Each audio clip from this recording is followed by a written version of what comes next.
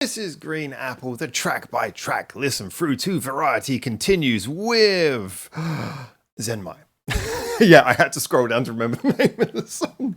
But anyway, Zenmai, this is the penultimate song. And as I kind of said on all of my track by track listen throughs so far to Mrs. Green Apple and instantly to various other artists as well, when it comes to penultimate tracks, this is always an interesting one. But before I get into this, I just want to quickly say, I actually recently did a video with on my podcast I also do called Ears to the East. I did a video where I was talking to my fellow co-host Neon from Neon Reaper Reacts because he had just checked out Mrs. Green Apple for the first time with the song Lulu. So if you want to see a conversation where I'm talking to someone about Mrs. Green Apple and someone who's just recently come on from being like a heavy metal fan who heard Mrs. Green Apple and has been sort of brought in, do go. I'll try and remember to put a link below this so you can go check that out. But that was really fun as well. So yeah, that's something else you can check out. But when it comes to penultimate tracks, it's always an interesting one because even a mini album, as I've said before, has to still flow like an album. That's the difference between a mini album and the stereotypical old-fashioned EP, which is basically just the name for a short collection of songs that was too small or maybe too mismatched or maybe too lacking in an actual unified purpose to be considered an album in its own right. Whereas a mini album is this much more recent trend to just basically sort of set your goal to make an album, but make something much shorter. We don't have to do 10, 11, 12 tracks. We're just going to do, 6 tracks and, still approach it with the same ethos that we would do a full-length album. And so when we're looking at a mini album like this, which is certainly played out very much like an album, a collection of songs that flow very well, that were recorded originally for this. Well, I know Risky Game has a previous version, but you know what I'm talking about. When we're looking at something like that, the flow is important, and therefore the penultimate song, that's what sets you up for the end, whatever direction the end may go. So I'm always intrigued by penultimate songs, and so Zenmai, it's coming off the back of 4 songs that have been high energy, go, go, go, relentless. We've only got 1 song after this, so if they really wanted to go for a bit of variation, now would be an interesting time. I mean, they could just go for another go, go, go track and then have all the variation right at the end, or just have an album that is go, go, go all the way through. I don't know, but I'm expecting Zenmai to take us in a different direction. That is my completely uninformed prediction based on a little bit of guesswork. Let's see. This is Zenmai from Variety by Mrs. Green Apple. 4.5 minutes. Let's go. All right, a little bit more mid-tempo. Okay. It's still funky. Again, very much playing on the use of stereo. Both of your ears get something unique.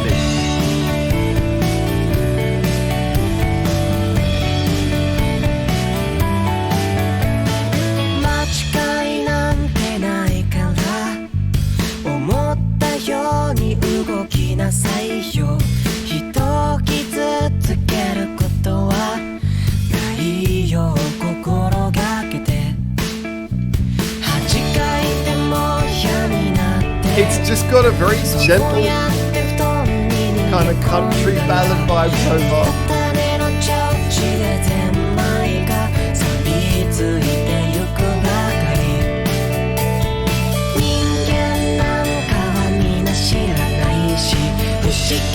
Mrs. Green Apple was really cool at these little pre-chorus breakdowns. Just down, waiting for the chorus, waiting for the chorus.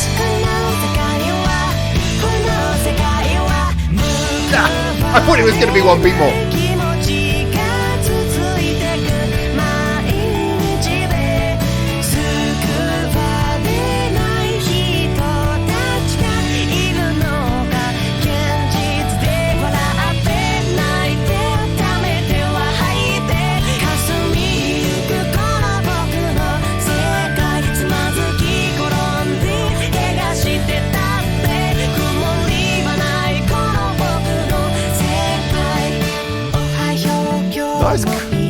Nice chorus, very kind of gentle. No big tricks. Just a nice melody. It's kind of refreshing.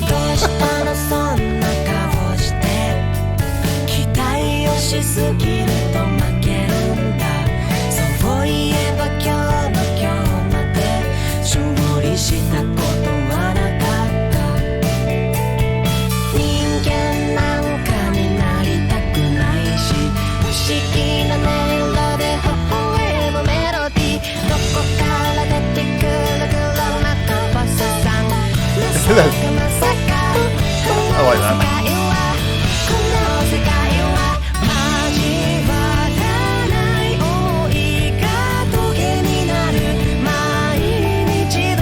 There's a little bit of guitar picking and some electric piano and keyboards. It's all very simple, very calm, very melodic.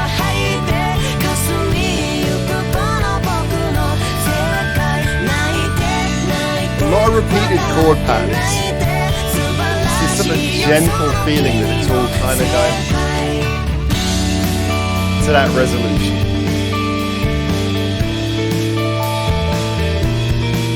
Okay, interesting. Is this the bridge?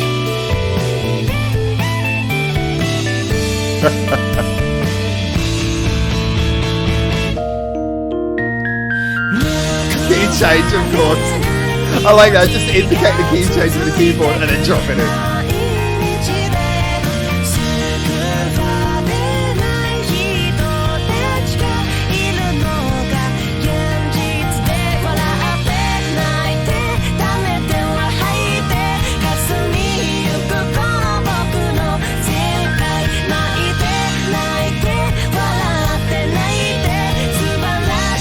This is a very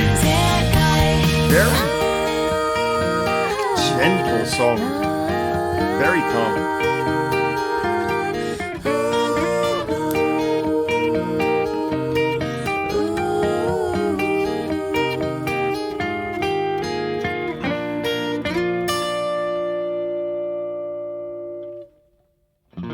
There we go. It's a song that is... Oh, nice little use of the harmonic there.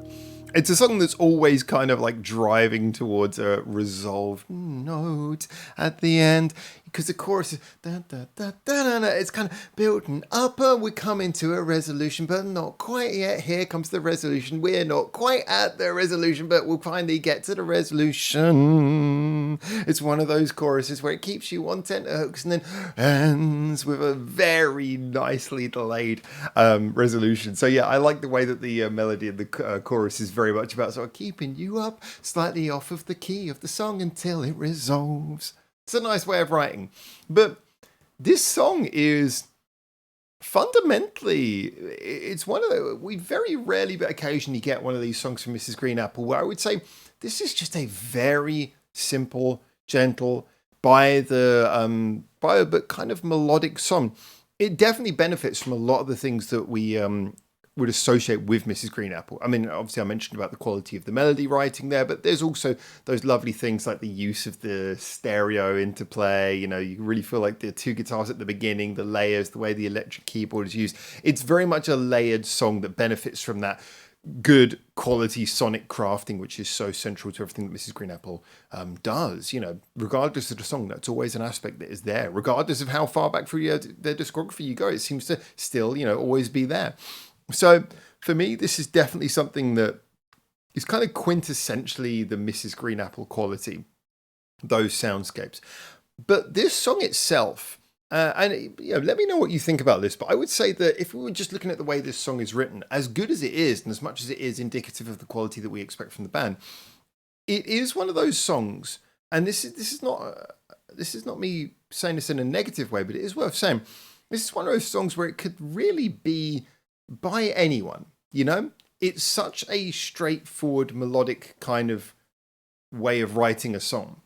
Even all of those intricate things that all of the instruments are playing, they're playing very sort of rudimentary, like kind of like arpeggios, you know, just picking the notes in between the chord and then just walking down between each chord. It's very much a song that feels like it's almost traditional in how, again, I want to use the word rudimentary, but people sometimes see that as a negative. But yeah, when I say rudimentary, I mean not doing anything that would be considered an unusual or progressive technique of writing. It's very much your traditional way of writing a melodic kind of semi-ballad, mid-tempo, slow-tempo song. So for me, it's almost like a nursery rhyme-like quality to this. And that is something that, if we were to stand back and look macroscopically at the entire Mrs. Green Apple discography, you could say negatively, that means that this song probably wouldn't stand out. It's not a song you would actively think about. It's a song that maybe you could even actively, well, not actively, but you could accidentally forget about. You could forget about this song's existence until you put on the album and suddenly remember it's there. And yet at the same time, although it doesn't make it stand out, although it doesn't make it particularly unique within the Mrs. Green Apple discography, it still comes back to that thing I said when I was talking about the last song, VIP, that all that really matters is how effective the song is. And yeah, I mean, obviously, macroscopically, you think about how much a song progresses or expands the sound of an artist, you know, what makes them unique as an artist, how it actually contributes to the band's overall sound. But just when you're assessing a song on its own, all you really think about is how does this fit on the album? Well, it's an interesting turn from everything we've had before. It takes the album in a slightly more chilled direction. And also, you know, does it work effectively? Does it hit you emotionally? I would say this was just, yeah, it was an example of that kind of simple nursery rhyme-esque ballad, but it just worked. It was calming. You know, you could still bounce your head along to it, but it just felt calm. The electric piano, again, very well used on this album. And this song, again, it's used in a sort of very calming, melodic kind of way. You know, working its way between all the other instruments and the notes. And again, even the melody, it's kind of working its way down to the resolution. Yeah, everything's sort of like coming down in a calm way. You know, you get some songs where if you're trying to build up tension, you'll have the notes building and building and building and building. And this is something that Omori does a lot, and he's got a lot of these songs where he's sort of building up and building up to something big.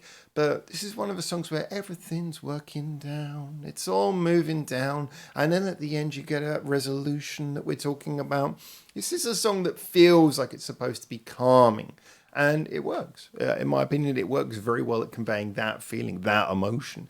Again, I wouldn't say this is a song that necessarily stands out. And this is not necessarily a negative thing, but it's not a song that stands out as particularly utilizing or pushing any of the techniques that make Mrs. Green Apple unique, apart from that ever ubiquitous quality of having lovely layering of sound. Which I guess you could say that is one. But I mean, still, it's a song that basically could kind of be by any band. But it's nice that it's by Mrs. Green Apple, and I think it adds a nice quality to this album. And I think it is, yeah, it's just pleasant. It's just very nice. Perhaps forgettable, but it's one of those songs, as I often point out, where I can understand technically, logically, just why this song would be one that you would probably forget in the long run. But why? Whenever you put on the album, especially because of where it sits in the album, it's always going to be one that you're going to remember when it comes on and go, yeah, that's just a nice song. Why don't I listen to this more often? So that's how I feel about it. Yeah, definitely a very interesting, very effective example of a song that maybe doesn't have quite as much of the unique identity, but certainly has a lot of the qualities that just deliver you a nice, pleasant, easy listen.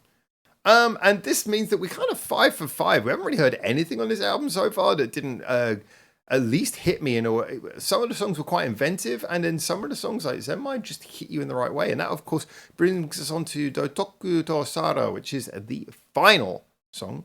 That's one we'll be checking out next. I'm really interested to see, based off of this, where do they go? Is it going to be like one of their quiet, calm final songs that I know Mrs. Green Apple are not afraid to do? Or is it going to be like a big blast out towards the end off the back of this? We're going to be like, oh, we calmed you down and now we're going to shoot for the fences on the final one. We'll find out. But until I do, hopefully see you either in the comments or on that video. Until then, for now, ciao, ciao.